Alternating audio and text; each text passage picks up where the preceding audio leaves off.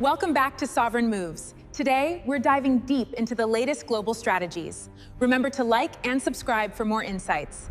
This is a Sovereign Moves special intelligence briefing. Our purpose today is to outline a critical multi-vector market event that our models project will converge on a single date, May 15th, 2026. We will deconstruct each component and provide a clear, actionable strategic protocol. Our analysis is structured around 4 distinct intelligence pillars. We'll start with the core thesis, what we're calling the May 15th collision. Then we will break down each contributing factor: the settlement vacuum, the external MSCI selling pressure, the stagflation data trap, and finally, our sovereign protocol to navigate this event. We will end with our final mandate. So, let's begin. The thesis of this briefing is the identification of a zone of maximum market vulnerability. We project that 4 powerful and otherwise distinct forces will collide on a single trading day. This collision is set to create a predictable and potentially severe market dislocation.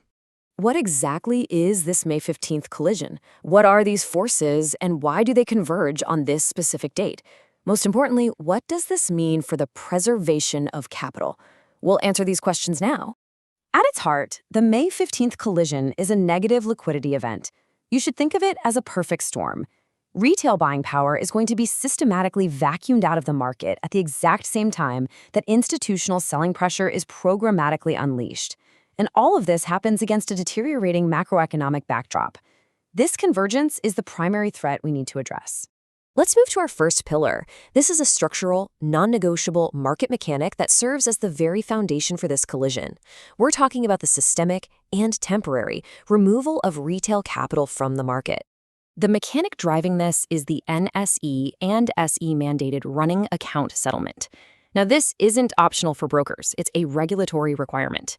It forces them to return all unutilized cash sitting in their clients' trading accounts back to those clients' primary bank accounts. The intent may be regulatory, but the market impact is a predictable and significant drain on liquidity. The process itself is brutally simple. First, retail traders hold cash reserves in their accounts, ready to be deployed. Second, the SEBI mandate kicks in, forcing that cash to be returned.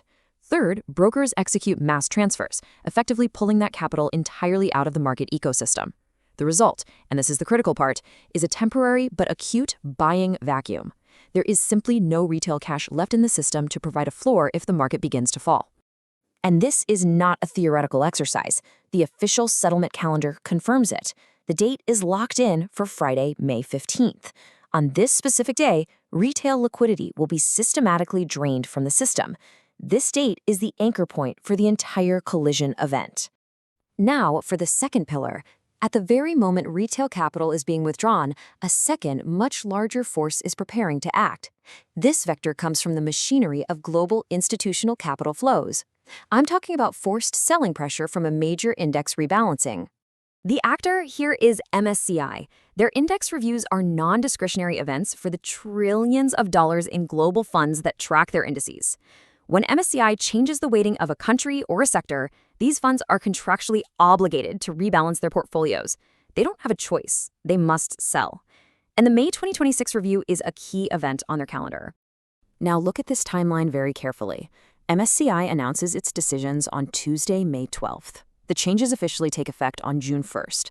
But the critical window for us is the period immediately following the announcement, as funds begin to position themselves. They will be rebalancing on and around Friday, May 15th, the exact same day the retail settlement vacuum is created. This is the collision point. The risk here is highly concentrated. Foreign portfolio investor data from April already shows significant outflows. Over 19,000 crore was pulled from financials alone. Any MSCI downweighting in these already pressured sectors will trigger billions of dollars in forced programmatic selling, and it will be dumped onto a market that has no retail bid for support. On to our third pillar, the macroeconomic environment. This collision between the retail vacuum and institutional selling does not happen in isolation. It occurs just as critical and likely negative economic data is scheduled for release. This creates the conditions for a potential panic trigger. The Ministry of Statistics' own calendar is explicit. On May 12th, the very same day as the MSCI announcement, the All India Consumer Price Index, our key inflation data, is released. 3 days later, on Friday the 15th, the Periodic Labor Force Survey, or employment data, gets published. This timing creates what we are calling the stagflation trap. With oil prices hovering around $105 a barrel, the market is already anticipating high CPI figures. If that rising inflation data on Tuesday is then met with weakening employment data on Friday, it confirms the market's deepest fear, stagflation. Slower growth coupled with higher prices. This is a potent trigger for institutional risk-off sentiment. And this is not just our internal assessment. Recent economic commentary confirms that these stagflationary risks are already an emerging concern in the market. The data releases on May 12th and 15th have the potential to crystallize these fears into active market panic precisely when the market is at its most vulnerable.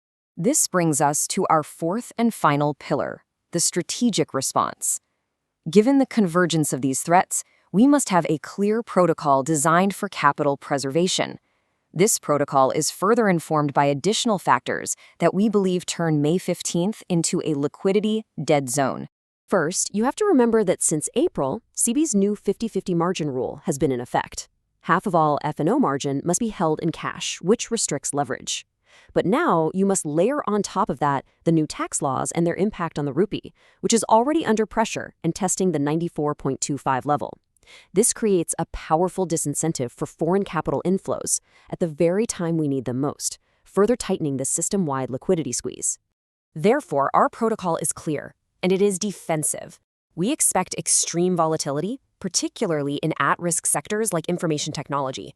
The directive is to not attempt to buy into the weakness. Do not try to catch a falling knife.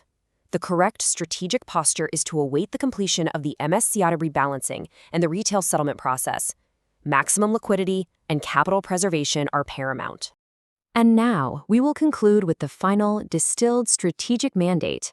This single directive should govern all capital allocation decisions leading into and through the May 15th collision window.